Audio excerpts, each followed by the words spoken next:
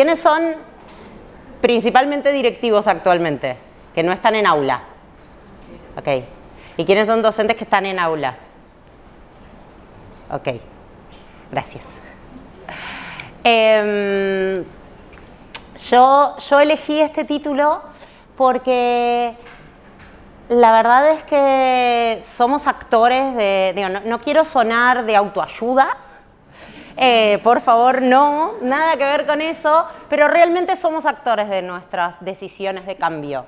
Siempre y cuando podamos hacer algo, ¿no? Quiero tener más suerte en la vida y que me salga la lotería siempre, no, ahí no.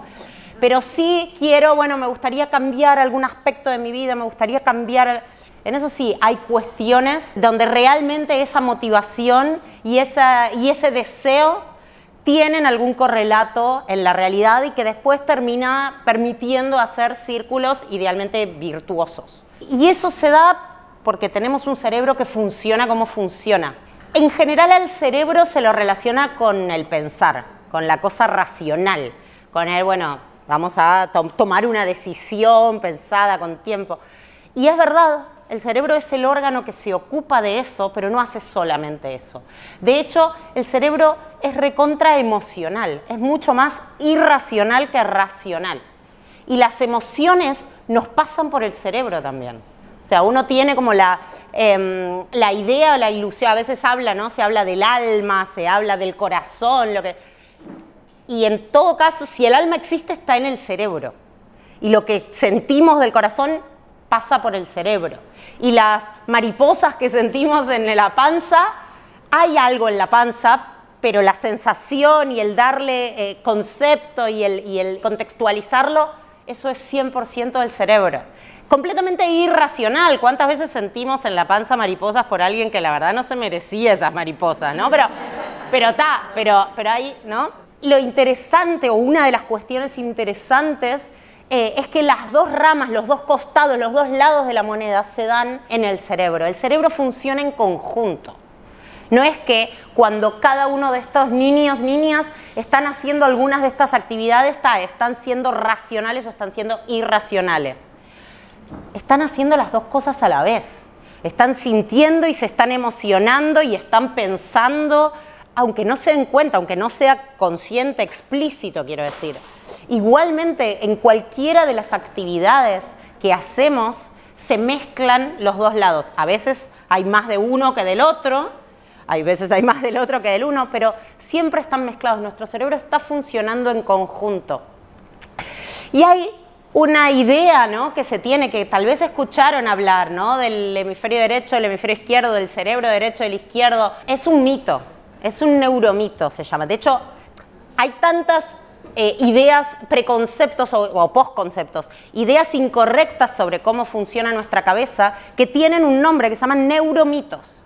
Y no son algo loco, que de golpe a alguien se le ocurrió, que todos tenemos adentro de la cabeza un mini unicornio que está manejando botoncitos. No, porque eso suena raro, eso no parece que tenga algo de sentido, eso no funcionaría.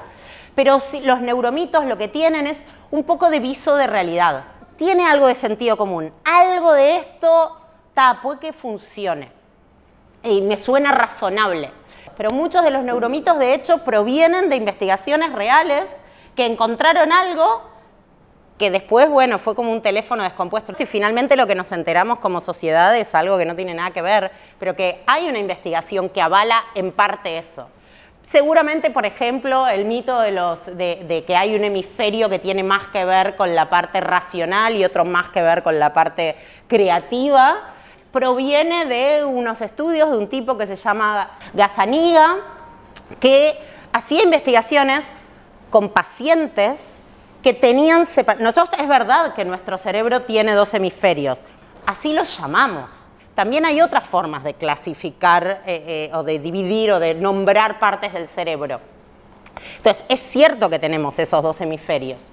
Lo que no es cierto es que funcionen de forma separada, dividida. Lo que hizo este Gazzaniga fue trabajar con pacientes que los tenían separados a las dos partes y descubrir que había una parte que tenía más que ver con la cosa más racional, otra parte que tenía que ver con la cosa más creativa.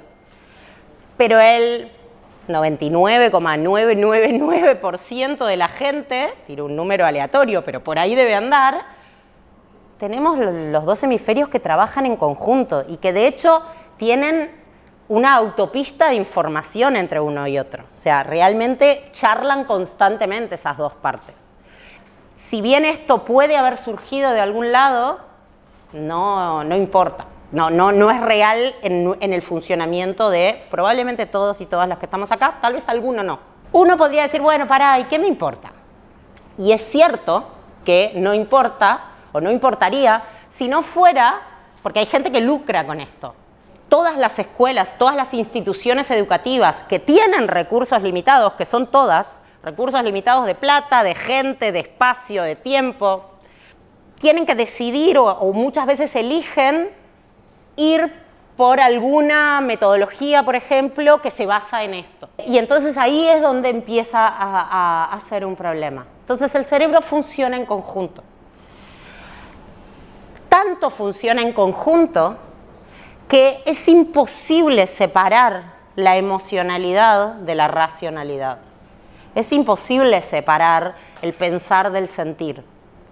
Todo lo que aprendemos, todo lo que enseñamos, sea consciente o inconscientemente, estemos hablando de aprender en la escuela o de enseñar en la escuela o de aprender en casa o de aprender con un amigo charlando sobre algo. Todo lo que aprendemos y todo lo que enseñamos es atravesado por lo que nos pasa, por lo que nos pasa en ese momento, por lo que nos pasó un rato antes. No es lo mismo si hoy me siento mal, la verdad me duele la cabeza y me cuesta charlar con mi mejor amiga que me voy a encontrar y tengo muchas ganas, pero la verdad es que no estoy en mi mejor momento, no es lo mismo que si estoy recontenta y estoy re bien. Aunque no tenga nada que ver con ella, la atención que le voy a poder prestar va a ser distinta y lo que voy a aprender y lo que voy a entender de lo que me diga y lo que le voy a poder decir yo va a ser diferente. ¿Y por qué estoy dando ejemplos de la vida cotidiana? Porque cuando aprendemos en la escuela, nuestro cerebro aprende exactamente igual que cuando aprende de una película o que cuando aprende de charlar con un amigo o una amiga. Es completamente indivisible esta relación.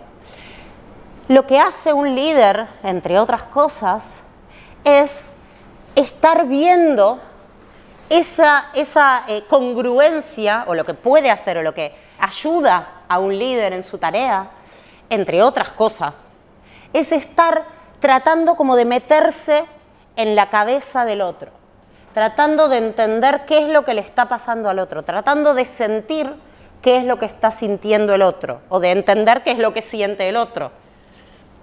Bueno, vamos a hacer un juego. Necesito que se pongan de a dos. Si se animan, que sea alguien que no conocen. Les vamos a dar un papel con un dibujito. Lo que les voy a pedir es que no lo miren, que lo agarren, que no miren ni el propio ni el del otro, nada.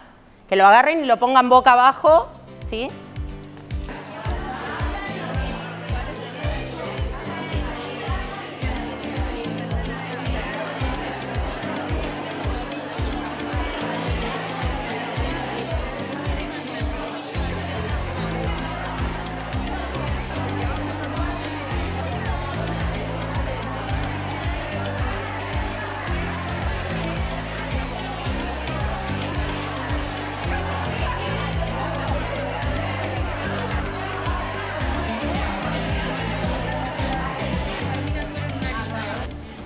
¿Quiénes encontraron todas las diferencias?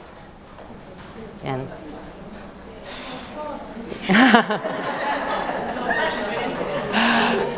Sí, hubo algunos problemitas técnicos. Perdón. ¿Quiénes encontraron casi todas? ¿Hay alguien que no encontró ninguna? ¿O una o dos? No. Allá.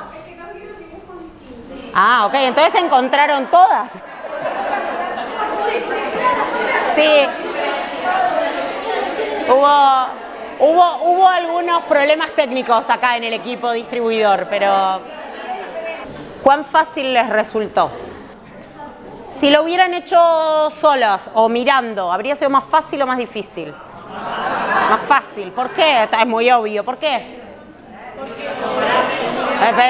De una. ¿Por qué? ¿Alguien? Dale. Porque tenemos un panorama concreto de las dos imágenes. Como las podés comparar en el momento, es mucho más fácil poder encontrar las diferencias. Acá, como estabas a ciega, tenías como que estar muy atento, ser muy específico con las preguntas que hacías para tratar de que tu compañero pudiera decirte si eso estaba en la imagen o no. ¿Y qué más? Además de tener que hablar uno más.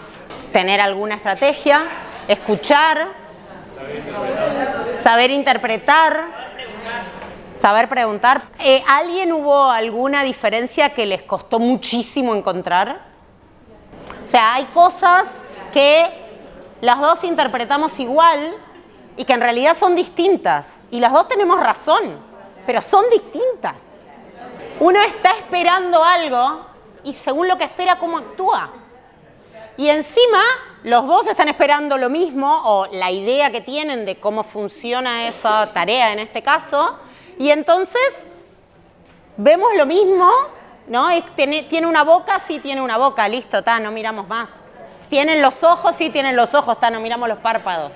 Ahora, ¿qué es lo que tuvieron que hacer para poder ir? Tuvieron que escuchar, tuvieron que hablar, tuvieron que pensar, tuvieron que encontrar una estrategia común.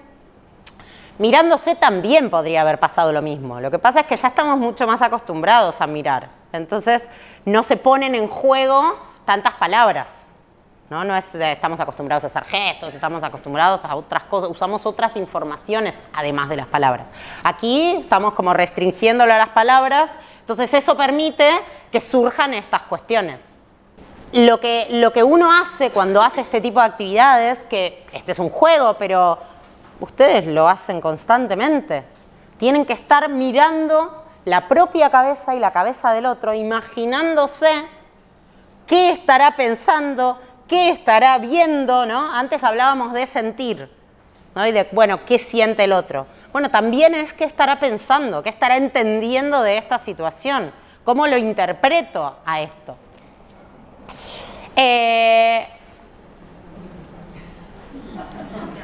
¿Por qué se ríen? Es gracioso, es re lindo, es un chiste de tute, no estoy retando.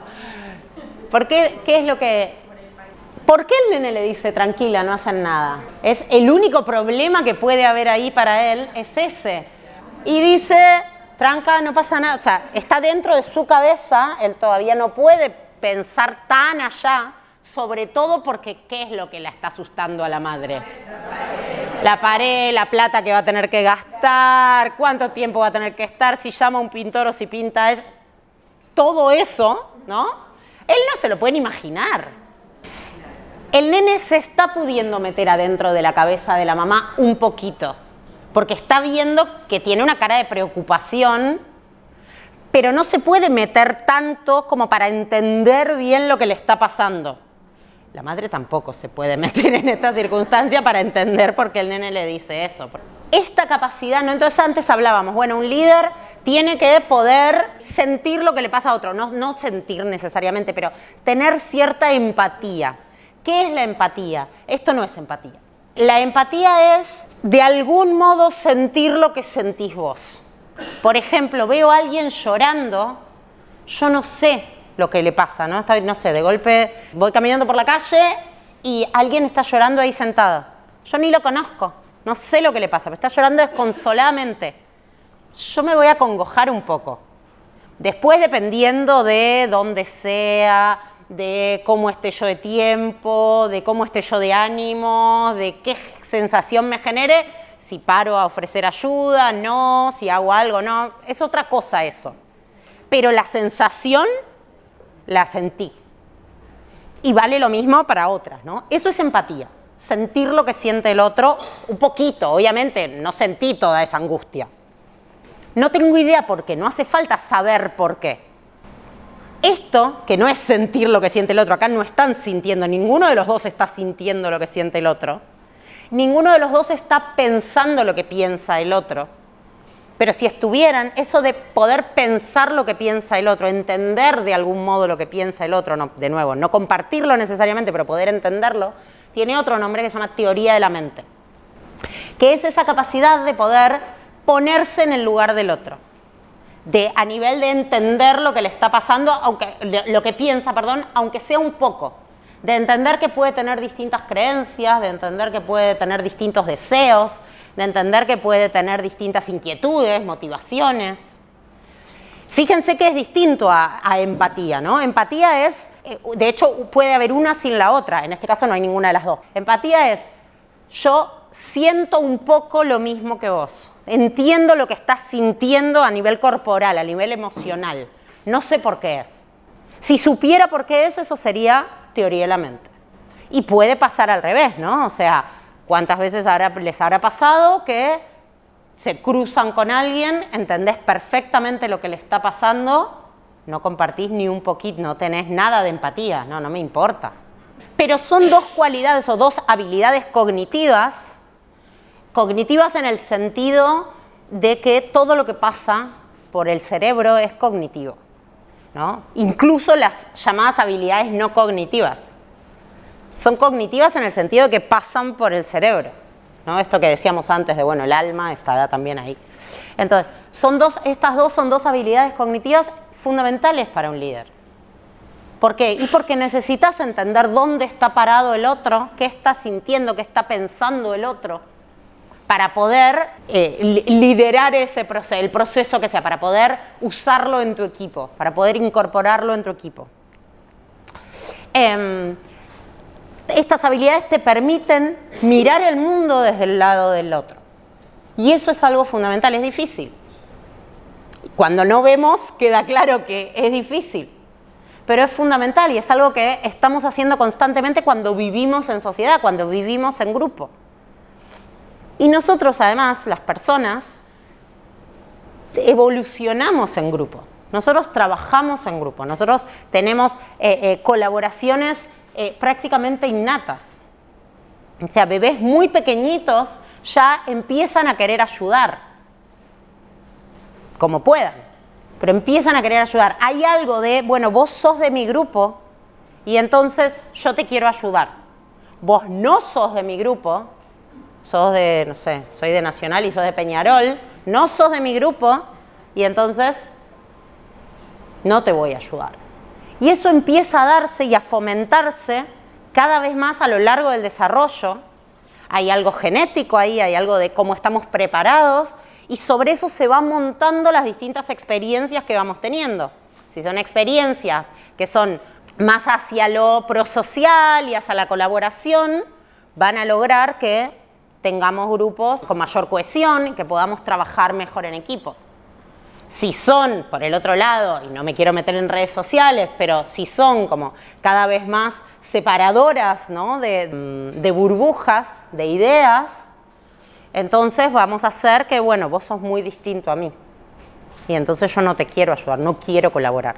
Y parte del laburo de un líder es, usando esta información que va obteniendo de cómo piensan y cómo sienten los otros y que la va pasando por su propio cuerpo y por su propio entendimiento, ir armando un grupo de trabajo que sea lo más colaborativo posible.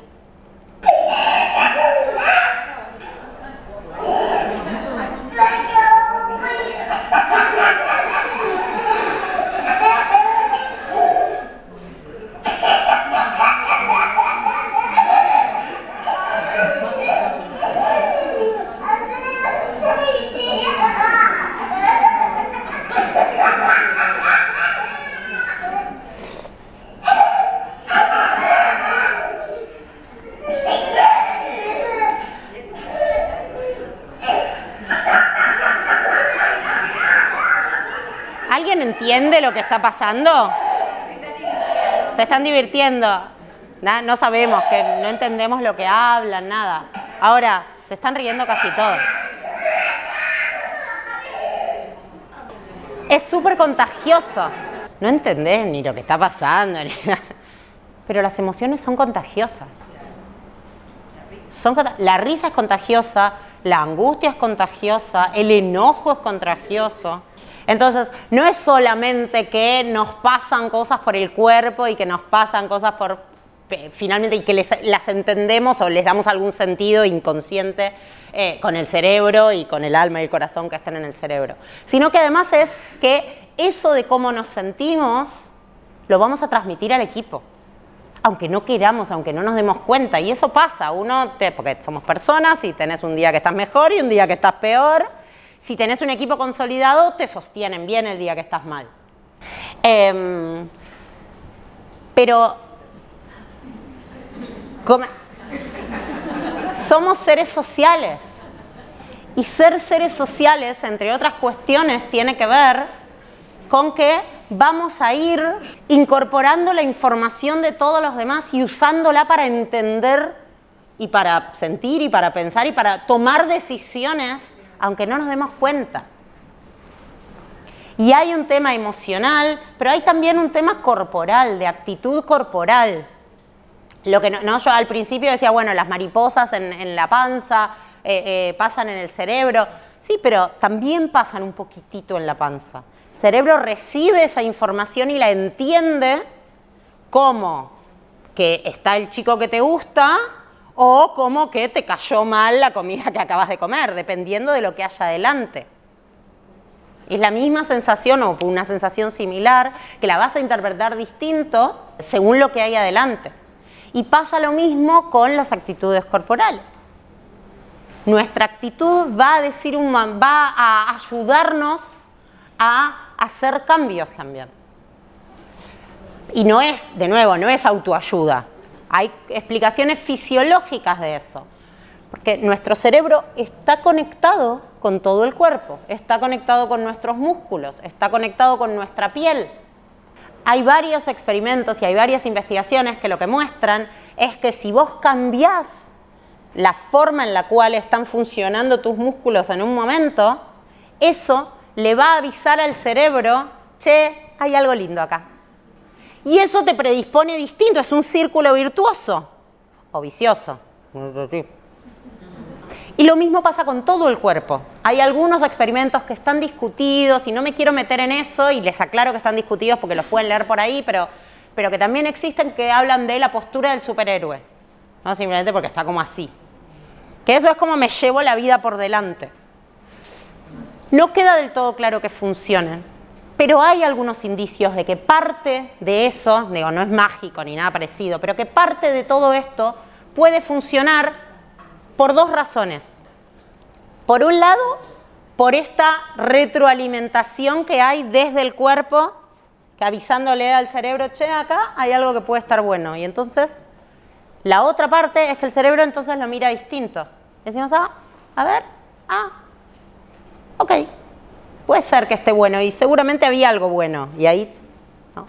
Y por otro lado, si yo entro a un lugar pensando, che, voy a entrar sonriente, voy a hacer un esfuerzo, tuve un día de porquería, estoy cansada, pero voy a entrar sonriente. Eso hace que, o es una demostración de que yo tengo ganas de que esa experiencia esté buena. Y entonces ahí tengo toda una motivación para que esa experiencia esté buena. Después capaz que es una porquería igual la experiencia. Pero tengo una motivación, son como granitos de arena que se pueden ir sumando. Cerebro. Volvemos al cerebro. El cerebro es el órgano que tenemos adentro de la cabeza. Lo que se puede tocar. Lo que venimos charlando, yo no les usé el término cerebro y tal, pero esto de empatía, esto de teoría de la mente, ahí no estamos hablando del cerebro, del órgano, ¿no? No hablamos de una corteza, no hablamos de un pedazo del cerebro. Estamos hablando de habilidades que surgen del funcionamiento de ese cerebro.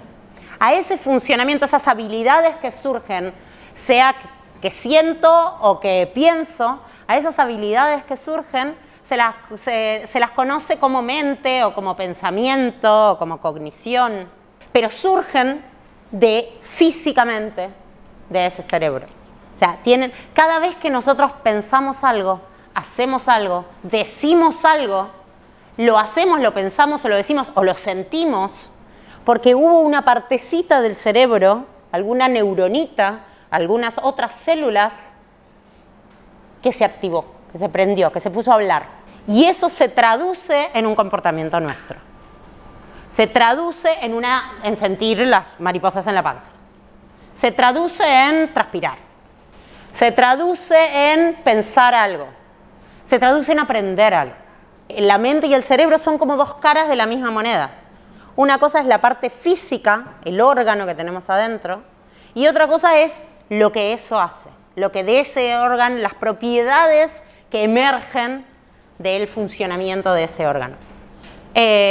No nos vamos a meter en anatomía, ni nada parecido, ni en fisiología, pero sí, las neuronas son algunas de las células que hay en el cerebro que lo que hacen es transmitir información,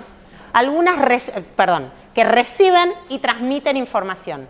A veces la reciben de otra neurona o de otra célula, a veces reciben esa información del mundo exterior.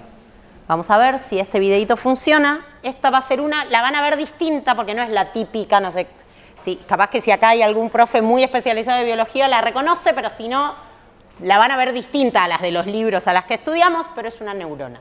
Es una neurona del oído. Miren lo que pasa, va a sonar. No sé si que no suene muy fuerte. 1, 2, 3 o'clock, 4 o'clock, rock. 5, 6, 7 o'clock, 8 o'clock, rock. 9, 10, 11 o'clock, 12 o'clock, rock, we're gonna rock. 11, 12 o'clock tonight. ¿Se ve cómo se mueve? Es una neurona que está escuchando esta música. Se movía el ritmo, ¿no? Bastante mejor ritmo que muchas personas.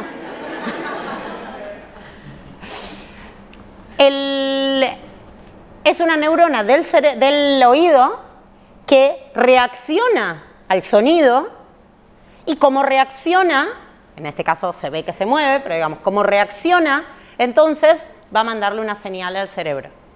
Le va a decir al cerebro, che, está sonando ahora.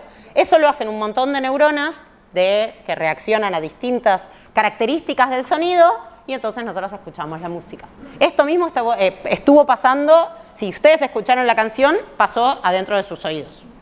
Otra, ¿no? Esta, no, pero una muy parecida.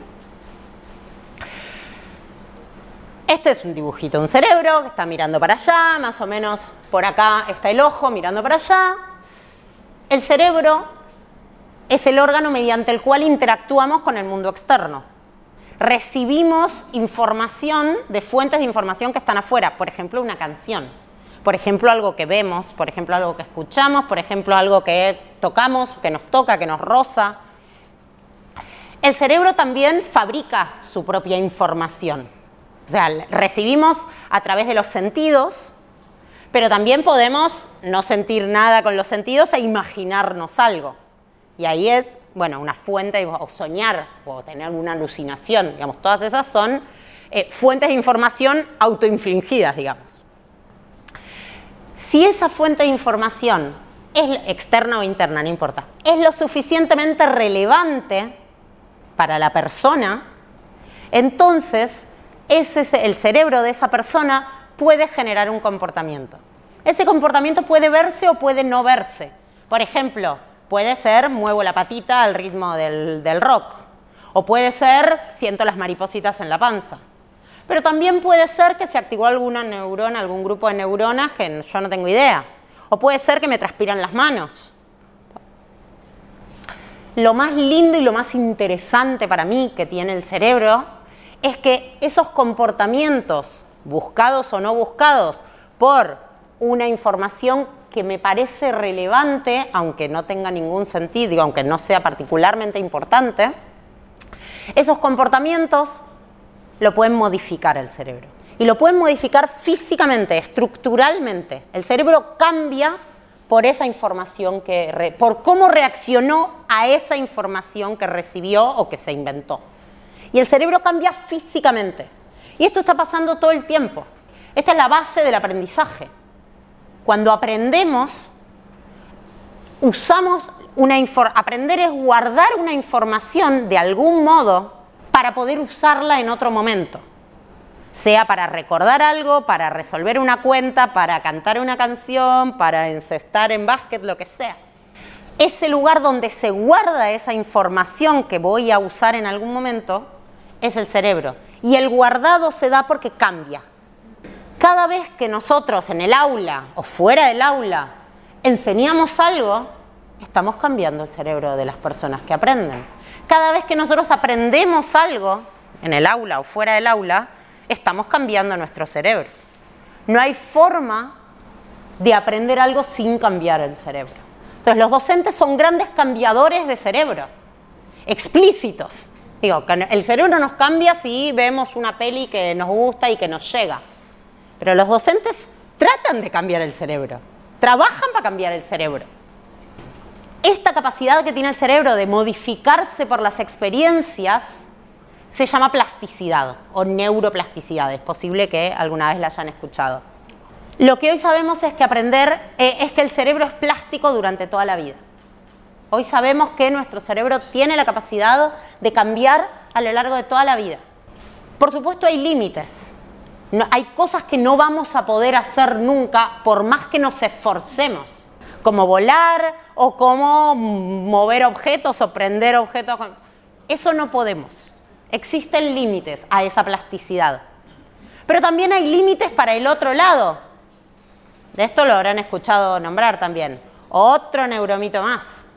No usamos el 10%. Hay algunos que parece, pero no.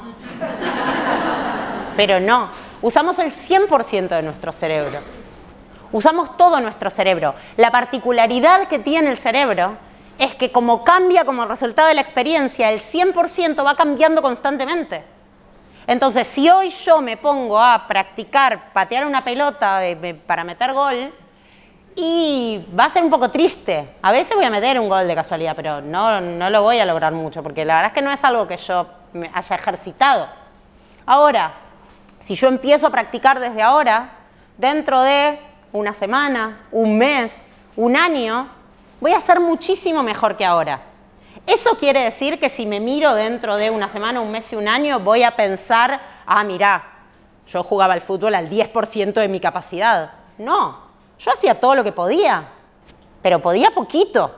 Pero si me esfuerzo y si intento hacer esos cambios con tenacidad, con perseverancia, lo que voy a lograr es que físicamente cambien aspectos en mi cerebro y también en mis músculos y en cómo se relacionan, y que entonces el día de mañana yo tenga más precisión, pueda regular mejor la fuerza. ¿Voy a poder ser Messi o Suárez? No, la verdad que no. Pero no importa, voy a poder ser mucho más de lo que puedo ser ahora. Y capaz, si empezaba de más chiquita, podría haber llegado a ser. Estoy hablando mucho de cerebro. Y entonces es posible que pensemos, pará, estás diciendo que somos cerebros con patas. Y no. El cerebro es un órgano que está dentro del cuerpo. Y nuestro cuerpo está dentro de una sociedad, una familia, una cultura, que justamente como las experiencias lo van modificando, las distintas experiencias culturales que vamos viviendo también lo modifican. Y entonces no es lo mismo un líder que se formó en una institución que si se hubiera formado en otra. No es lo mismo un miembro de un equipo de una institución que un miembro de un equipo de otra institución. ¿Por qué? Porque los cerebros fueron cambiando por las experiencias que fueron viviendo esas personas como personas. Ahora, el órgano que se ocupa de hacer todas estas cuestiones es el cerebro, pero no es que está escindido, está en un frasco, no. Le pasan las cosas que le pasan porque vive en la sociedad que vive, con el cuerpo que vive, con la situación que vive. Es una especie de máquina del tiempo en algún punto. Nosotros somos quienes somos hoy por las experiencias que tuvimos en el pasado, las buenas y las malas, las buscadas y las no buscadas. Acuérdense, los comportamientos y las emociones, y sentimos lo que sentimos hoy por las cosas que nos pasaron. Y todo eso está guardado en el cerebro. Y eso implica que esto de estar inmersos en una sociedad implica que todos somos parecidos y que entonces nos cuentan un cuento y vamos a entender algo, pero también todos somos diferentes.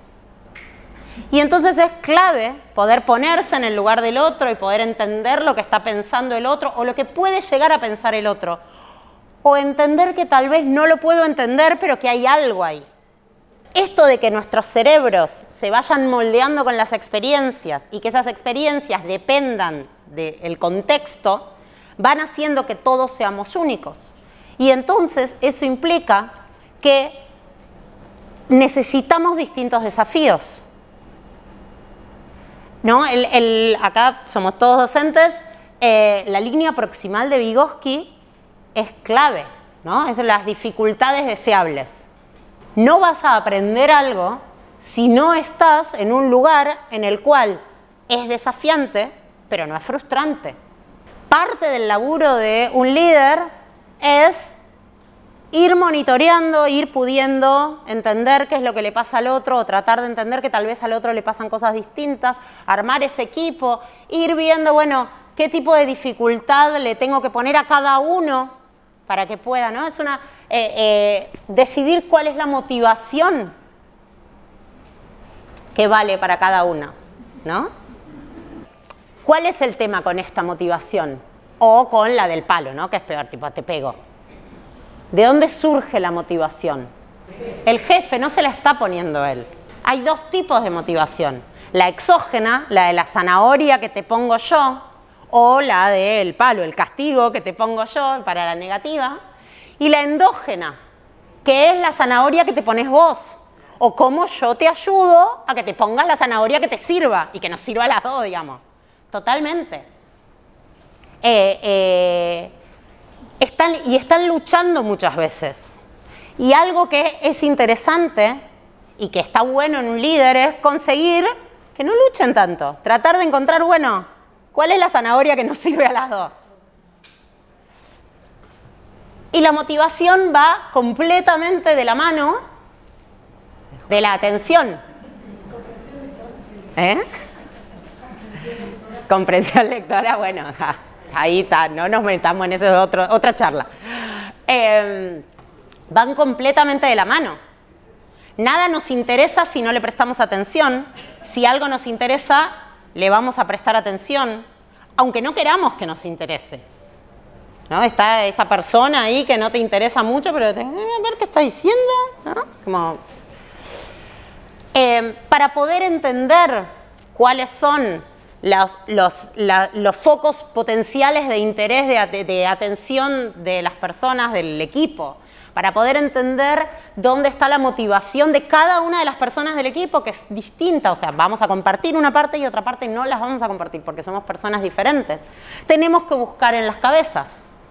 Primero, algo que hace un líder es buscar en su propia cabeza. Entonces ahí, el papelito, el otro de la actividad, esas instancias, ¿no? De pensar, bueno, a ver, ¿y qué hiciste bien acá? ¿Y qué hiciste mal acá? Me gustó, fue involuntario, pero me gustó que hubo algunos que decían, bueno, como nos dieron papelitos distintos, no lo podemos resolver esto. Y hubo otros que dijeron, bueno, no, vamos a tratar de encontrar alguna actividad nueva que podamos hacer con esto. Ni una es mejor que la otra, ni nada, pero hay distintas estrategias que se pueden usar y son distintos estilos, o reflejan distintos estilos de liderazgo en algún punto también. Entonces, es clave eso de buscar en el propio contenido de conocimiento para tratar de entender, bueno, ¿cómo estoy? ¿Cuáles fueron los desafíos? ¿Qué me gustaría hacer distinto la semana que viene? Si no hacemos ese proceso de reflexión, es imposible que podamos generar los cambios en nuestro cerebro que van a sustentar los cambios conductuales. Es imposible fisiológicamente, porque es necesario buscar esos cambios y tratar de hacerlos para el lado que uno quiera. Y hacer esa actividad con el equipo. Es decir, como, bueno, ¿qué pudimos haber hecho distinto? ¿Qué pudiste haber hecho diferente? ¿Qué podrías haber hecho diferente?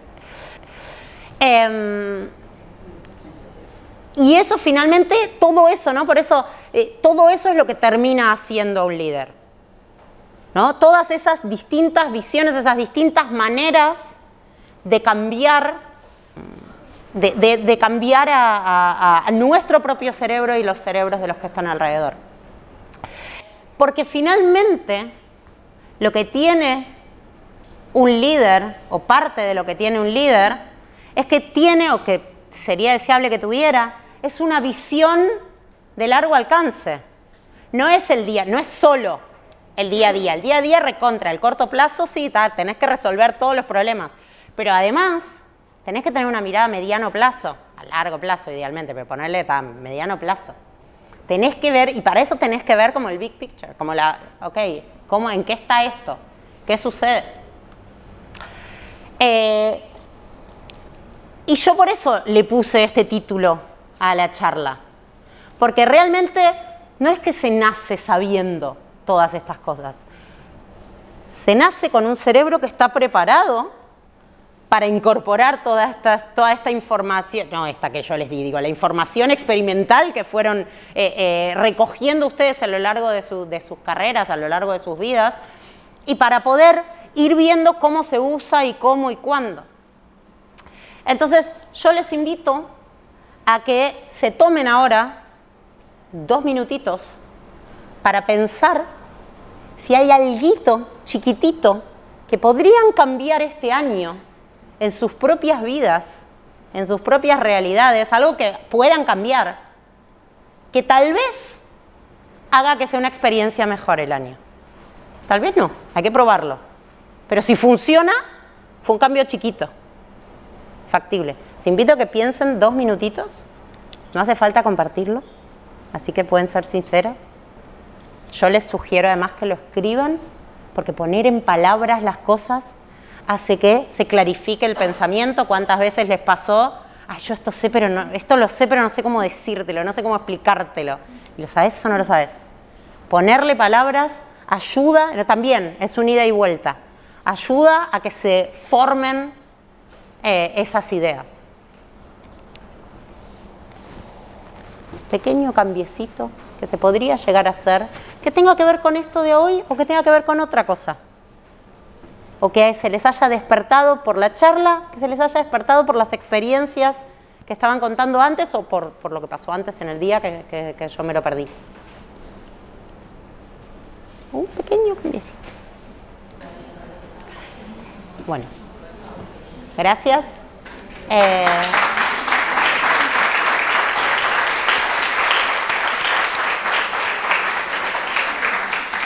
Ojalá puedan hacer esos pequeños cambios. Mucho de esto está en nosotros, mucho no, pero mucho sí. Y creérsela y hacer que el equipo se lo crea es empezar a dar el primer paso. Así que gracias, ahí tienen mis redes si quieren, estamos en contacto. Gracias.